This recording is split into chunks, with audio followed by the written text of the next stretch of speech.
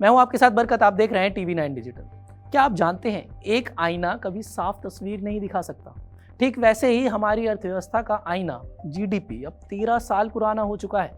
लेकिन चिंता ना करें, वित्त मंत्री निर्मला सीतारमण ने एक धमाकेदार घोषणा की है जो भारत को आर्थिक रूप से और मजबूत बनाएगी। क्या है पूरा मामला, आपको इस वीडियो में बताते हैं। 27 फरवरी 2025 से राष्ट्रीय खातों का बेस ईयर बदलकर 2022 से 2023 कर दिया जाएगा। यह बदलाव न सिर्फ पुराने आंकड़ों की कमियों को दूर करेगा, बल्कि हमारी तेजी से बढ़ती अर्थव्यवस्था को सही दिशा में नापने में मदद करेगा। आइए जानते हैं इसकी पूरी कहानी और इसके क्या फायदे भविष्य में देखने को मिल सकते हैं और वित्त मंत्री निर्मला सीतारमण की घोषणा से क्या बदल जाएगा, आपको इस वीडियो में बताएंगे। तो अंत तक हमारे साथ बने रहिएगा। सबसे पहले बात करते हैं पुराना बेस ईयर जो 2011 से 2012 था, जो अब पूरी तरह से अप्रासंगिक हो जाएगा, यानी कि रद्द हो जाएगा, क्योंकि तब से अर्थव्यवस्था में डिजिटल क्रांति, GST जैसे सुधार और कोविड जैसी चुनौतियां आ चुकी हैं।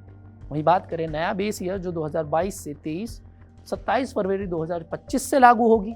इससे GDP, महंगाई और अन्य आर्थिक आंकड़े वर्तमान कीमतों पर आधारित होंगे। संसद में बोलते हुए निर्मला सीतारमण ने कहा, यह बदलाव राष्ट्रीय खातों को देश की वास्तविक आर्थिक स्थिति को सटीक बनाने में सक्षम होगा। उन्होंने IMF की एक रिपोर्ट का जिक्र किया जिसमें भारत के डेटा को C ग्रेड मिला था, लेकिन ये पुराने बेस ईयर की वजह से था, ना कि डेटा की गुणवत्ता की कमी से। आइए जानते हैं कि ये बदलाव क्यों ज़रूरी है। तो भारत में बेस ईयर हर 10 साल में अपडेट होता है, लेकिन पिछला बदलाव 2011-12 में हुआ था। तब से अर्थव्यवस्था 3 गुना से ज़्यादा बढ़ चुकी है। पुराने बेस ईयर से समस्याएं भी बढ़ी हैं, जैसे कि पब्लिक डिस्ट्रीब्यूशन सिस्टम के तहत अनाज वितरण पर खर्च को सही तरीके से ना दिखाना। वहीं IMF जैसी संस्थाओं को लगता है कि आंकड़े पुराने हैं, जिससे निवेशकों का भरोसा कम हो सकता है। इस पर वैश्विक छवि पर भी असर पड़ रहा है। अब नया बेस ईयर इन कमियों को दूर कर देगा। साथ ही उपभोक्ता मूल्य सूचकांक CPI में भी सुधार हो रहा है।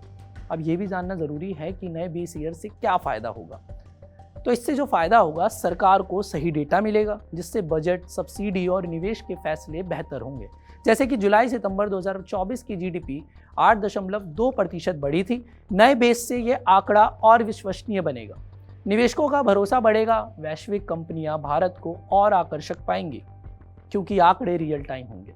वही बात करो जनवरी 2025 की खुदरा महंगाई नए बेस पर मापी जाएगी, जो उपभोक्ताओं को सही मूल्य समझने में मदद भी करेगी। वित्त मंत्री की यह घोषणा भारत को विश्व की सबसे तेज बढ़ती अर्थव्यवस्था बनाने की दिशा में मील का पत्थर साबित हो सकती है। तो क्या आप तैयार हैं इस नई यात्रा के लिए?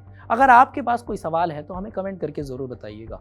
और देश और दुनिया भर की तमाम खबरों को देखने के लिए, GDP की खबरों को देखने के लिए और तमाम स्पोर्ट्स, एंटरटेनमेंट की खबरों को देखने के लिए TV9 डिजिटल को सब्सक्राइब भी ज़रूर कर दीजिए।